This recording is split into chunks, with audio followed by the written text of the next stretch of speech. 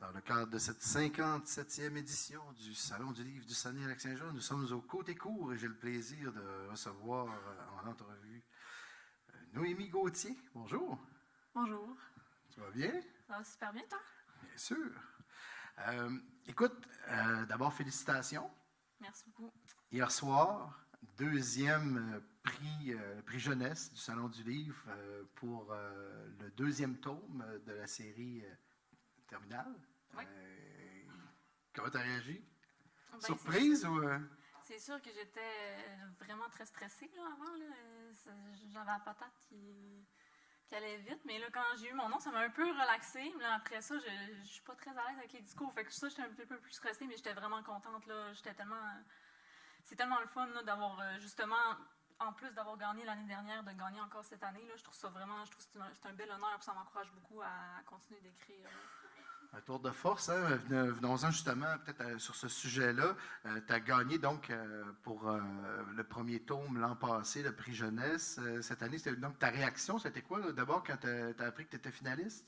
Bien, en fait, j'étais vraiment très contente, mais on dirait que je ne m'y en attendais pas vraiment parce que je me suis dit, l'année dernière, j'étais finaliste, fait que pourquoi je le serais encore cette année? Là, je veux dire, tu sais, je trouve vraiment que c'est un bon livre puis tout ça, mais je me suis dit, il y a sûrement d'autres auteurs qui vont avoir publié également, puis ils vont être nominés aussi plus que moi, là, je ne sais pas trop. Mais j'ai été surprise un peu, mais j'étais vraiment contente encore cette année, puis j'étais aussi contente d'être en compétition comme finaliste avec Hilary Tremblay. C'est quand même un auteur vraiment connu, puis tout ça, fait que je trouvais ça flatteur. En effet, c'est tout un honneur, en effet. Ouais. Disons-le, écoute, tu as 23 ans. Oui. Tu as commencé à écrire cette série-là quand tu étais étudiante au secondaire. Oui.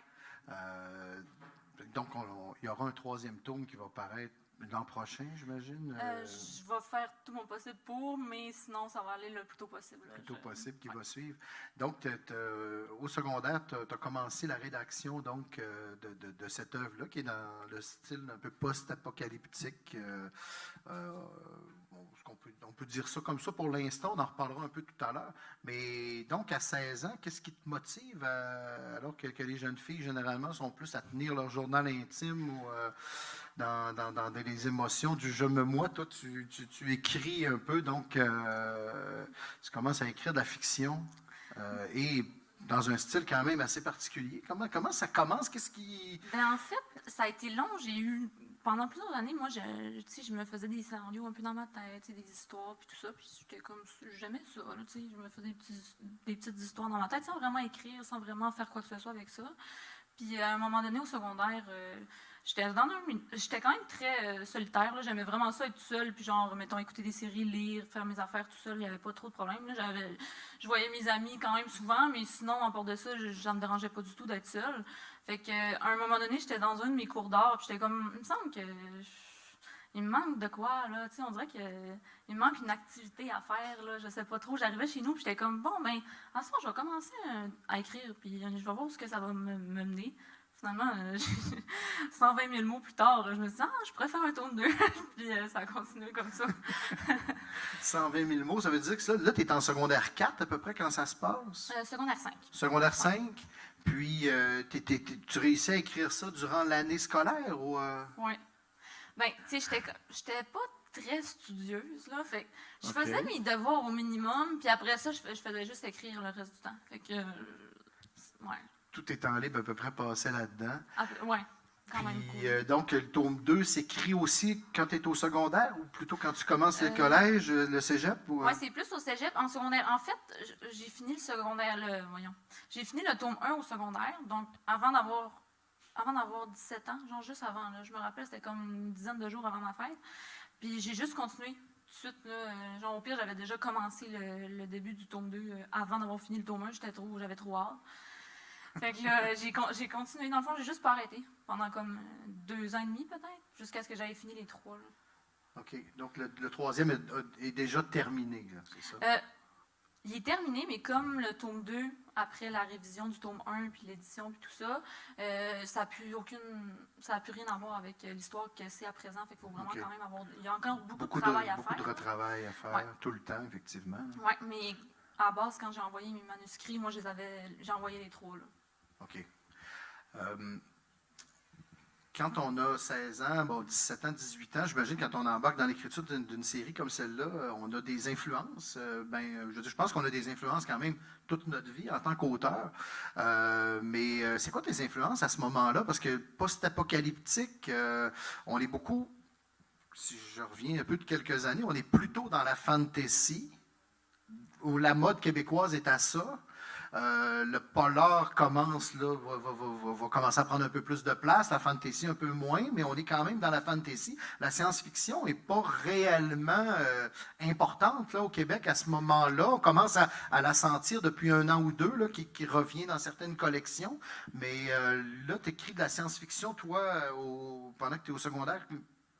Mais d'où ça vient il doit y avoir une influence quelque part qui a dû te marquer, là? Ben, en fait, c'était tous les gros livres américains qui étaient traduits dans ce temps-là, genre Hunger Games, Le Labyrinthe, Divergence. C'est quand même de la science-fiction parce que c'est comme dans un avenir, justement, qui est comme vraiment plus loin, mais ça revient quand même un peu dans le thème de la science-fiction. Fait que c'était vraiment ça qui m'intéressait. Puis j'écoutais beaucoup, beaucoup de films, là, vraiment beaucoup. J'aimais vraiment ça. Puis indirectement, je veux dire, c'était tout Hunger Games, justement, les films ont sorti dans ce temps-là, Le Labyrinthe aussi. En fait, ils faisaient tous ces livres-là en film. C'est pas nécessairement que les livres venaient de sortir, c'est vraiment juste que c'était la mode de genre, on va faire des films avec les livres. Fait que on dirait que je sais pas, je suis plongée là-dedans, puis j'aimais vraiment ça. Puis sinon, c'était beaucoup aussi, j'écoutais beaucoup de musique, puis la musique, j'avais comme, au pire, je pense que chaque scène dans mon livre, comme une musique avec là, une chanson qui est dédiée à ce moment-là, que j'ai tout comme, c'est la bande sonore là, de mon livre, limite. Là. Fait que c'est ça qui m'a inspiré le plus, là, je dirais. Là. OK. Donc, surtout les films qui se passent donc, à cette époque-là, qui sortent à cette époque-là, vont beaucoup t'influencer dans ton écriture. Et donc, si on en parle un peu d'abord post-apocalyptique, écoute, le genre est assez large. Là, on pourrait parler un peu de toutes sortes de choses. Généralement, actuellement, là, il y a eu une bonne vague de zombies, là, mais on n'est pas là-dedans vraiment. Toi, c'est plus invasion un peu extraterrestre, on pourrait dire, avec toutes sortes de mutations, un peu, ça se présente un peu sous diverses formes. On est il y a une armée dans le premier bouquin. Le but, un peu, c'est d'essayer donc, il y a des survivants. Après cette espèce d'invasion-là. Comment ça se passe? Peux-tu nous résumer un petit peu le premier livre? Dans tes mots, ce sera peut-être plus clair que moi. Là. Ben, en fait, dans mes mots, j'ai l'impression que c'est toujours moins clair quand j'essaie d'en parler. Mais je vais essayer de le faire. En fait, le point de vue, c'est vraiment sur un groupe de survivants en particulier qui sont à l'extérieur.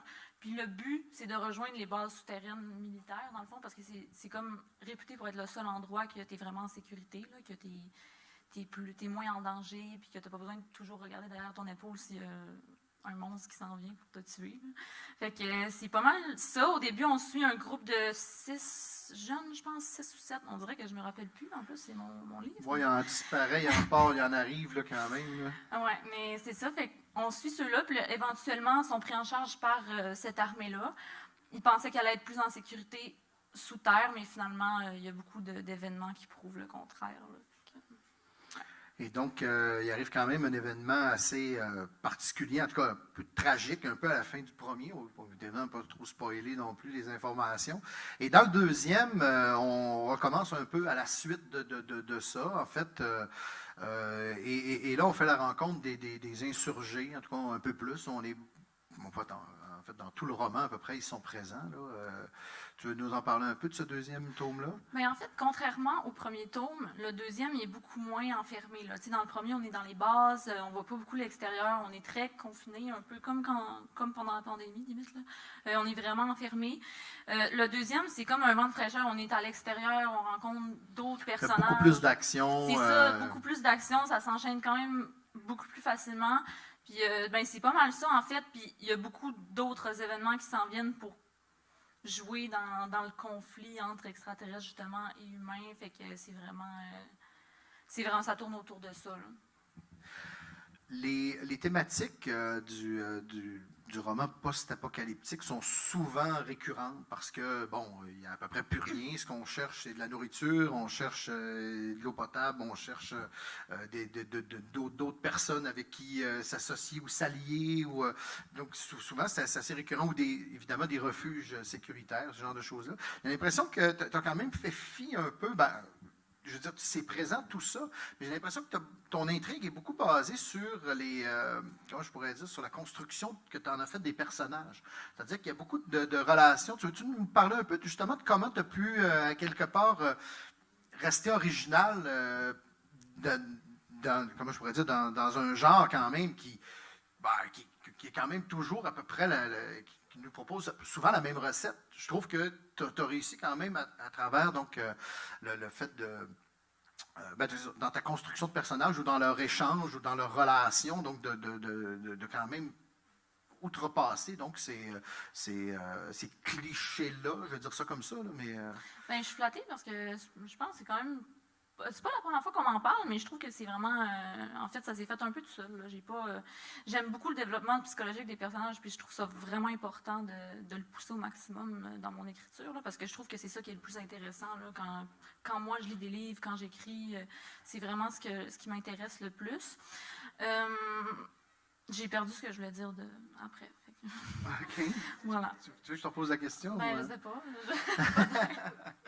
Donc, je voulais dire, par rapport à la construction, j'avais l'air de dire que c'était pas vraiment voulu, mais Ben, donc... c'est voulu d'un côté, dans le fond, je le sais que je développe beaucoup mes personnages, puis c'est voulu là-dedans. Que ça soit autant, que ça soit original, je sais pas trop comment je l'ai fait. Mais je pense qu'il y a beaucoup l'aide de mes éditeurs. Là. Au début, c'était pas il y avait beaucoup plus justement de clichés, j'ai l'impression, là, mais en retravaillant, on vient à justement les mettre de côté puis à vraiment se concentrer sur l'essentiel. C'est ça que je voulais dire. Ça a bien fait. D'accord. Dans le prochain roman que tu es en train de travailler, j'imagine, tu nous amènes où? Parce que, bon, là, on a appris certaines choses qu'on ne peut pas nécessairement dire, mais dans le deuxième tome, mais donc dans le troisième, on s'en va vers où? Donc, Je dirais quand même beaucoup à l'extérieur ou plus... on n'est pas... C'est un peu un mélange des deux. Mais j'ai plus l'impression que c'est surtout des quêtes personnelles avec plusieurs personnages qui va vraiment être le plus important dans ce livre-là.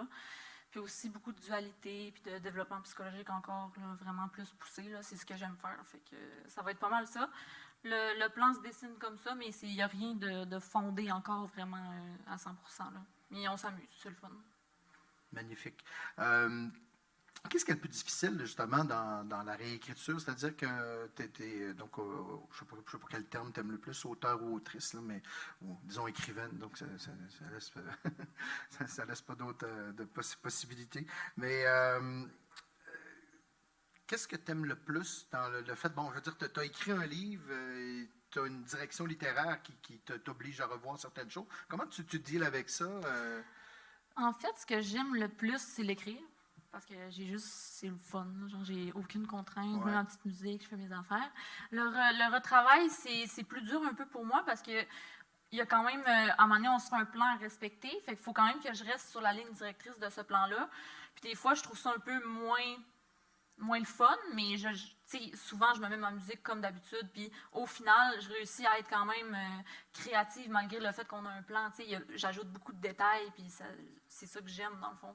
Mais je dirais que ce que je préfère vraiment, c'est l'écriture au premier jet, là, genre, sans aucune contrainte. Là, c'est juste... Parce que là, on t'oblige évidemment à aller ailleurs un peu, hein, à aller vers peut-être dans des directions que tu ne serais pas allé. Je dirais pas obligé, mais je dirais que c'est plus cohérent, là, beaucoup plus là, quand c'est la réécriture. Mais c'est pas moins créatif, mais c'est différent. Moi, j'aime mieux quand c'est le premier jet, mais j'aime autant le retravailler. C'est juste que c'est plus comme un peu un travail plutôt que quelque chose que tu fais juste parce que ça te tente vraiment. Là. Écrire un livre au départ, tu penses pas être publié, tu penses pas rien de ça. Tu n'avais pas cette idée-là au départ, non? Ben oui, mais j'étais comme... C'est venu par après, une fois que tu as eu fini complètement? C'est sûr que quand j'ai eu fini les 3, je me suis dit, ouais, ça serait le fun. Mais quand j'ai commencé à écrire, j'extrapolais. J'étais, peut-être qu'un jour, je pourrais écrire un livre et le publier. Mais c'était pas genre fondé là, dans ma tête. J'étais pas, oui, après, j'essaye. C'était comme, je vais voir après, là, qu'est-ce qui se passe. Ça fait 2 fois depuis le début de l'entrevue que tu me parles de musique. Ouais. J'ai l'impression que c'est important dans ton processus créatif. De quelle façon tu intègres ça? Qu'est-ce qui... Ben, Au départ, dans mes premiers jets, je mettais des citations de chansons que j'aime beaucoup au début de chaque partie, mais ça faisait un peu beaucoup. Fait que j'en ai un au début de chaque livre, puis ben c'est ça, c'est comme ça que je l'intègre, mais au final, c'est vraiment la base, là. C'est vraiment ça qui m'inspire le plus. Toujours un peu le même genre de musique ou bien Ça dépend, non, ça dépend, il y a beaucoup de genres différents. Ça, c'est bizarre, il y en a une que je vais accrocher, je vais dire, tu vas-tu écrire, par exemple, il y a certains auteurs qui vont proposer, par exemple, des playlists à la fin du livre, des fois pour accompagner la lecture ou ce genre de choses-là. J'y ai pensé. T'es-tu à ce point-là? Ou? J'y ai pensé, mais j'ai l'impression que c'est ma soundtrack à moi. Genre, j'ai pas, je peux partager quelques chansons, mais j'ai l'impression que personne va trouver le lien. Parce que c'est vraiment, genre, il n'y a pas de point commun avec toutes les chansons, c'est juste des chansons que j'écoute en même temps. Fait que c'est ça. Il y en a des plus importantes, il y en a des moins importantes. C'est sûr que ça serait le fun de partager les plus significatives, mais je sais pas, j'ai pas encore fait ça. Non. Tu nous as dit tout à l'heure, quand tu as commencé à écrire, tu as été influencé par les films que tu écoutais à cette époque-là.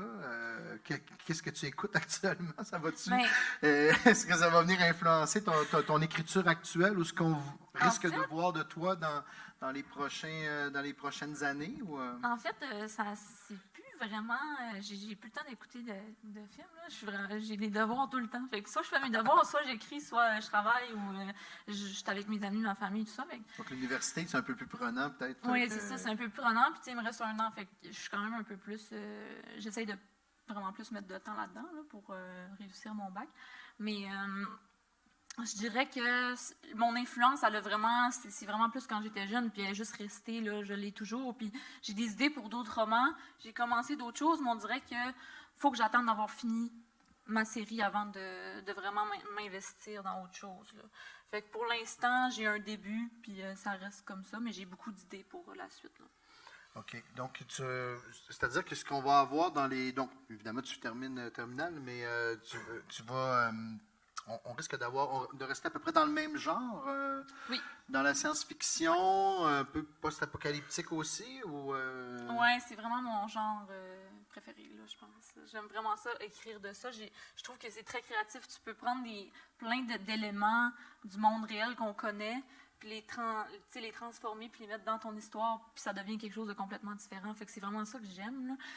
Terminal, j'ai l'impression que je suis plus allée dans un apocalypse de base, là, qu'on connaît, justement, comme on a parlé tantôt, c'est comme, il n'y a plus personne, il y a du danger à l'extérieur, il n'y a plus beaucoup de survivants, mais mon idée dans le prochain, c'est vraiment plus poussé que ça, là, fait que j'ai hâte de le continuer, mais pour l'instant, je suis trop occupée avec ma série. Les États-Unis, pourquoi? Je sais pas. C'est vraiment, j'étais jeune, puis tous les livres, puis les films que je lisais, ils se passaient aux États-Unis, j'aurais très bien pu être au Canada, là, c'est juste... Ça a commencé comme ça. On en parle un peu aussi du Canada, à un certain moment donné. C'était important pour moi que le personnage principal, ma préférée, dans le fond, elle soit du Canada. Il y a des gens, oui, c'est ça, qui vient du Canada. C'est ça, mais j'aurais pu le faire au Canada au final. C'est juste que, je sais pas, j'ai commencé comme ça, puis je trouve que quand même, ça met un contexte différent, là. Quelle sorte de recherche? Est-ce que tu es obligé de faire des recherches un peu quand même sur les villes? Oui.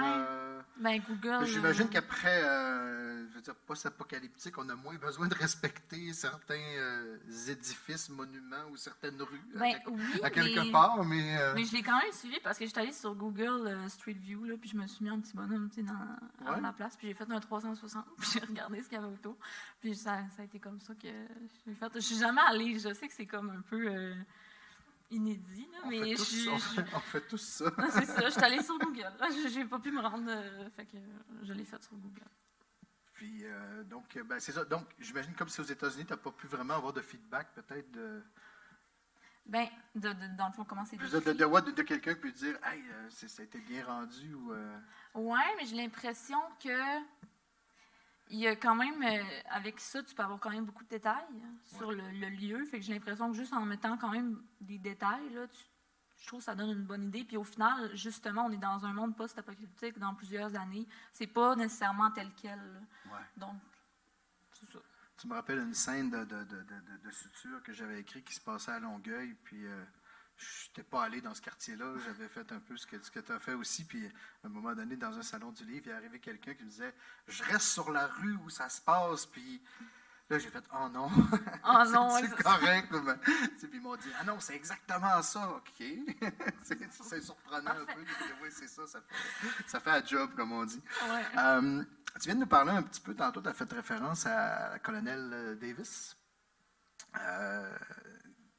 Est-ce qu'il y a un côté un peu, tu as dit que c'est ton personnage préféré, est-ce qu'il y a un côté un peu autobiographique à quelque part? Est-ce que ça pourrait être en partie un peu, tu es peut-être mis en scène un peu à travers elle? Ou, C'est sûr qu'on se met en scène. Là. Je pense que tous les auteurs, au final, ils se mettent en scène à travers leur personnage, mais c'est comme... C'est pas moi, là. C'est vraiment pas moi. Parce que je suis vraiment pas comme elle. Fait qu'au final, c'est comme plein de trucs, plein de valeurs, puis de qualités, puis de caractéristiques que je trouve là, cool, puis que j'ai mis sur un personnage. Genre. C'est juste un amalgame de trucs que j'aime, là, mettons. Là. Mais c'est sûr que dans l'histoire, je me mets beaucoup à la place de tous les personnages. Là. Joey, Ray, je me mets toujours à leur place pour tout ce qui se passe. Fait qu'au final, oui, un peu, là, mais je pense qu'il y a de moi dans tous les personnages au final. Là. Fait que... Comment tu les as développés, justement, ces personnages-là? Je veux dire, as-tu une technique en particulier? Est-ce que c'est des... Tu l'as dit qu'il y a un peu de toi dans chaque personnage, mais est-ce qu'il y a des personnages, par exemple, qui sont des gens que tu connais, que tu as dit, ah, ben regarde, je veux prendre... Comme par exemple, moi, j'avais déjà fait un roman jeunesse où les personnages étaient mes enfants. Tu sais, je les avais nommés autrement, mais tu sais, je veux dire, chacun correspondait à... Moi, c'est... Je veux dire, souvent, on prend ce qu'on a sous les yeux. Tu fonctionnes comme ça aussi ou non. tu crées de toutes pièces? La seule chose que j'avais déjà pris... La seule chose que j'avais déjà pris, c'était le prénom de mon ami. Puis des prénoms de personnes que je connais, mais au final, c'est aucunement eux autres. Là. Genre, je suis pas capable de prendre quelqu'un et de le mettre dans une histoire. On dirait que ça cadre pas parce que c'est... Tu sais, justement, c'est de la science-fiction, c'est pas dans la réalité qu'on connaît. Fait que je suis comme pas... j'ai pas tendance à mettre les gens dans mon livre. Les gens que je connais, en fait, de les projeter à l'intérieur. On dirait qu'il faut vraiment que ils se construisent tout seuls, au final. Là. Plus tu écris, plus ils se développent. Fait qu'au final, ça donne quelqu'un, mais à base, j'avais peut-être pas cette idée-là. Tu fais pas de fiches, là, genre yeux bruns ou, tu sais... Bien, ça, je le note. Un physique, oui, mais intellectuel, pas vraiment. Ils se développent comme au fur et à mesure. À la fin, c'est sûr que je prends des notes parce qu'il faut quand même qu'ils restent fidèles à eux autres mêmes. Mais j'ai pas de caractéristiques à la base, là. Un peu dans ma tête, mais au final, ça se concrétise vraiment plus quand j'écris les personnages. Ouais, c'est pas mal ça. Tu viens de publier donc tes deux premiers livres chez un nouvel éditeur, quelque part. Je dirais qu'il y a un éditeur assez jeune. Comment tu choisis? Parce que je pense que tu as été le premier roman publié chez cet éditeur-là. Comment tu les as connus? Tu n'es pas nécessairement dans le milieu littéraire à cette époque-là. Comment se fait cette rencontre-là, cette connaissance de cet éditeur-là du Bouclier? Ben, en fait, c'est que mon beau-père travaillait avec mon beau-père Danny. Je vais dire son nom, comme ça il va être content que je l'ai dit dans l'entrevue. Mais non, c'est mon beau-père. Il travaillait avec un de leurs amis proches, là, à Rachel Pianouche, dans le fond. Puis il en a parlé à mon beau-père m'en a parlé. Puis j'étais comme, non, je l'enverrai pas. Puis au final, je l'ai envoyé. Fait que c'est ça. C'est vraiment le manuscrit. Ouais. Je veux dire, comment ça s'est passé, le travail avec eux? Ça a été long, je veux dire, ça a été...